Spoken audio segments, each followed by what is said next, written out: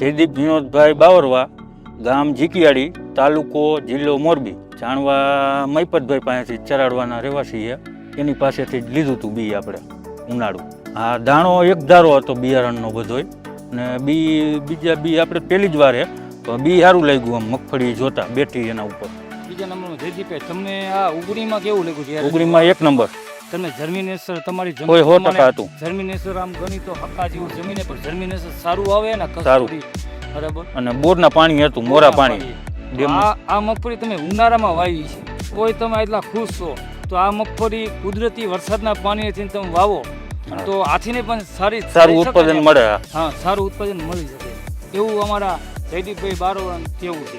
જો પહેલાં તો 100% ઉગાવો હતો, જર્મિનેશન પૂરું હતું અને દાણો એક ધારો હતો, બી બહુ સારું હતું. ના એક નંબર કસ્તુરી વવાય, વાવવામાં બીજા બી કરતાં સારું, ઘણું સારું. જો પહેલાં તો વલ નો થયો અને દાણા ખોખા રહીએ ને એક ધારા હે બધાય, પાકવામાં બહુ સારું. ઉનાળો હતો તોય બહુ સારું રિઝલ્ટ મળ્યું. ઉનાળામાં પણ આમ ખેડ પ્રમાણે ગણી તો 29 મણથી લગાવીને 33 મણનો આશરે એવું ગણી શકાય.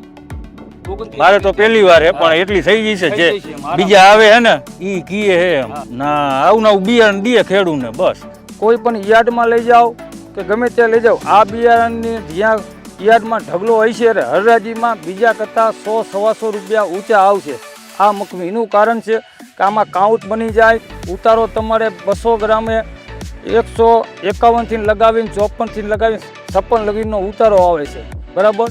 એ સિવાય આ કસ્તુરી દાણા કોઈ પણ કંપનીવાળા ફોલવા લઈ જાય તો એને કાઉન્ટનો કોઈ પ્રશ્ન રહેતો નથી. સીધા એને જે કાઉન્ટ બનાવવાના થાય છે કે એક્સપોર્ટ પ્રમાણે કે 60-65 કાઉન્ટ માગે તો આરામથી બની જાય છે. તો કારખાનાવાળાને ખરીદવામાં અને કાઉન્ટ બનાવવામાં કોઈ કસ્તુરી બિયારણમાં લીકેજ આવતી નથી.